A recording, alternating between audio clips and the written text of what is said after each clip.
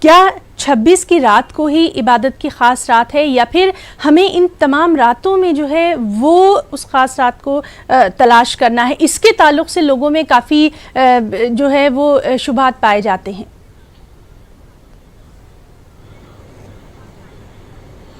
جی بہن کا سوال بہت ہی اچھا ہے.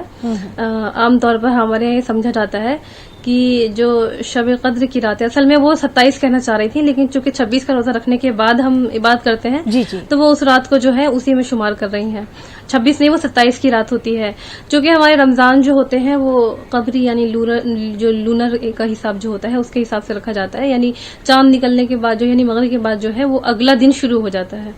تو 26 روزہ ہم جیسے ہی ختم کرتے ہیں تو اور مغرب کا وقت ہوتا ہے اور رات آتی ہے تو ویسے ہی وہ اگلا دن یعنی 27ویں شب جڑ جاتی ہے. جی.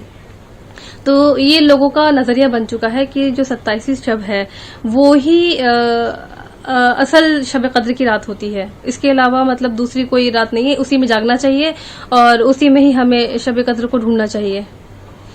تو ایسا نہیں ہے، بلکہ جو آخر کی طاق راتیں ہیں 21 یعنی 20 کا روزہ ختم کر کے، 23 یعنی 22واں روزہ ختم کر کے، اور 25 یعنی 24 روزہ ختم کر کے، اور 27 یعنی 26 کا روزہ ختم کر کے، اور 29 یعنی 28 روزہ ختم کر کے ہمیں ان 5 راتوں میں ڈھونڈنا چاہیے. اور حدیث سے ہمیں کہیں بھی یہ چیزیں نہیں ملتی ہے کہ اللہ کے رسول نے خاص 27 کی رات کو جو ہے خاص کر دیا ہو کہ اسی رات ملتی ہے.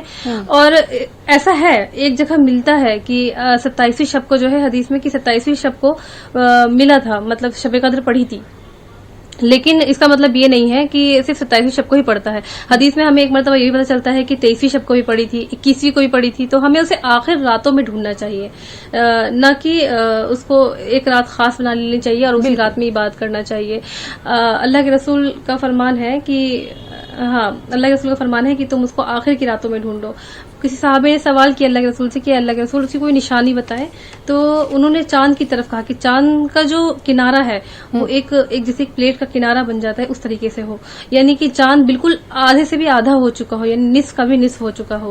تو یہ کب ہوتا ہے؟ آخری راتوں میں ہوتا ہے. 15ویں رمضان تک 14ویں چاند کا بالکل پورا چاند ہوتا ہے، اور پھر اس کے بعد اس کا ہاف کریں گے تو آدھا چاند ہوگا، اور ایک دم آخر چاند یعنی انہوں نے پتلی چاند کی طرف اشارہ کیا تو آخری راتوں کی طرف اشارہ کیا ہے.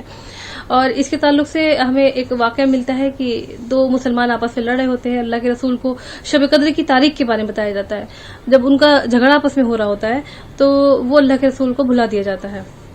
یہ ایسا اس لیے ہوتا ہے کیونکہ ان کی ذہانت کمزور ہوتی ہے، اس لیے نہیں، کیونکہ اللہ تعالیٰ نے ایسا چاہا تھا. اللہ تعالیٰ چاہتا تھا کہ ان کا جو بندہ ہے یعنی کہ جس کو طلب ہوگی وہ اس کو تلاش کرے گا، ہر کسی کو پتہ نہیں ہوگا اس بارے میں. تو پھر اللہ کے رسول نے کہا کہ میں تمہیں بہت اچھی بات بتانے جا رہا تھا لیکن تم لوگوں نے مجھے بھلا دیا، تو جاؤ اسے پورے سال تلاش کرو، یعنی 355 دن. تو صحابہ کرام نے کہا کہ اللہ کے رسول 355 دن، تو اسے جو ہے مہینہ قرار دیا کہ پورے مہینے میں تلاش کرو، رمضان کے مہینے میں. پھر ایک اور حدیث سے پتہ چلتا ہے کہ وہ آخر کے 10 دن ہیں، آخر کے 10 دنوں میں تلاش کرنا چاہیے ان راتوں کو. تو جو لوگ ایسا کہتے ہیں کہ 26 میں جو یعنی 27ویں شب کو ملتا ہے، ایسا کچھ بھی نہیں ہے. اچھا پھر جو لوگ 27ویں شب کو جاگتے ہیں، میں تو یہ دیکھتی ہوں کہ ان کا طریقہ کار رہتا ہے. اس سال تو لاک ڈاؤن ہے، ورنہ ہر سال تو میں یہ دیکھتی تھی یہ لوگ بائک لے کر نکل جاتے تھے، چکر لگاتے تھے، اور مطلب ٹوپی لگا کے نیچے گشت کر رہے ہیں. مطلب یہ نہیں ہے جاگنے کا طریقہ. جاگنے کا طریقہ عبادت کرنا ہوتا ہے. یہ بھی نہیں ہے کہ چلو آج جاگنا ہے، کسی کو کال لگا لیا، لمبی لمبی بات کر رہے ہیں. بہت صحیح. یہ ساری چیزیں ان سب چیزوں میں شامل نہیں ہونی چاہیے. عبادت کا مطلب عبادت ہوتا ہے. جی، عبادت کا مطلب عبادت ہوتا ہے، نہ کہ گشت لگایا جائے، کہیں باہر نکل جایا جائے. اور اس سال تو لاک ڈاؤن ہے، ورنہ تو لوگ شاپنگ کرنے جاتے ہیں، کباب کھانے جاتے ہیں. ہمارے تو قریشی کباب کھانے جاتے ہیں کہ چلو بھائی آج جاگنے کی رات ہے، وہاں قریشی کباب کھا کر آئیں گے. جی. تو ان سب چیزوں کا نام نہیں ہے